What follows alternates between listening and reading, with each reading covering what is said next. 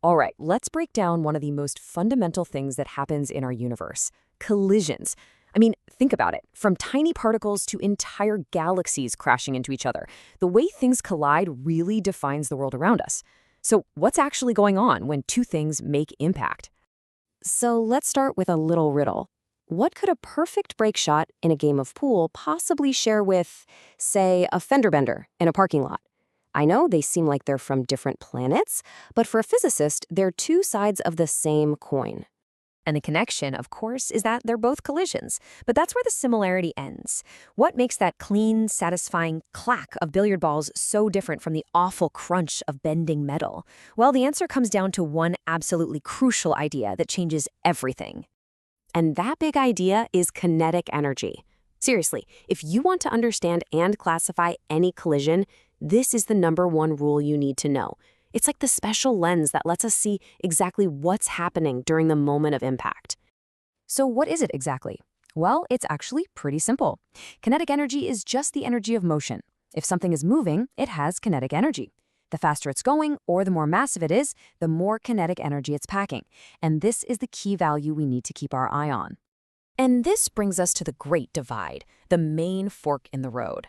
Every single collision falls into one of two major categories, and it all boils down to what happens to the total kinetic energy. In what's called an elastic collision, the energy stays the same. But in an inelastic collision, that energy actually goes down. That's it. That's the big difference. So let's explore that first category. This is kind of the ideal picture-perfect scenario. You can think of it as the world of the perfect bounce. This is the home of the elastic collision.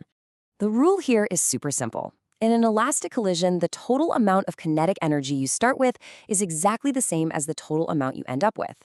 And when we say the system, all we mean is all the objects involved in the smash-up. So in this perfect world, none of that energy of motion is lost. Now, here's a really important little detail. While the total energy of the whole system stays constant, the energy of the individual objects can definitely change. Let's go back to those pool balls. The cue ball hits the 8-ball, right? The cue ball slows way down, losing its kinetic energy, but it transfers that energy to the 8-ball, which suddenly speeds up. The energy just gets passed along, but the total amount in the system doesn't change one bit. Okay, time to look at the other side of the coin, inelastic collisions. These are the ones we actually see pretty much everywhere in our daily lives. This is the real world of collisions, where it looks like energy just kind of vanishes. But as you'll see, it doesn't really disappear. It just changes its costume. So, by definition, an inelastic collision is one where the total kinetic energy of the system goes down. The amount of motion energy after the collision is less than what you had before, which leads to the obvious question: where did it go? So what happens to that lost energy? It gets transformed. In that car crash we talked about, the kinetic energy gets turned into the loud sound of the impact, the heat from scraping metal, and, of course, the energy it takes to physically bend and deform the cars. The energy is all still there. It's just not energy of motion anymore.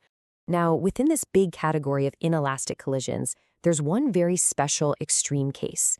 Physicists call it a perfectly inelastic collision, and this is where things get, well, a little sticky. In a perfectly inelastic collision, there's no bounce at all.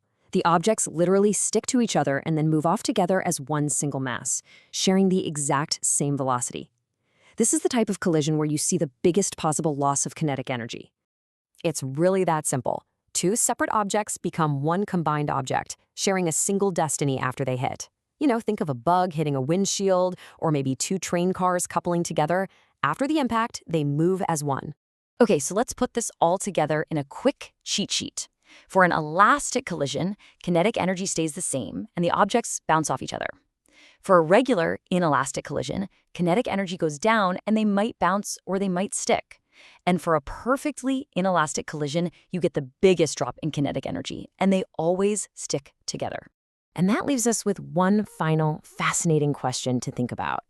In the real world, pretty much every collision you can think of makes some kind of sound or creates a little bit of heat. So if some kinetic energy is always being transformed, can any collision between objects we can see and touch ever be truly 100% perfect? It's a good one to chew on.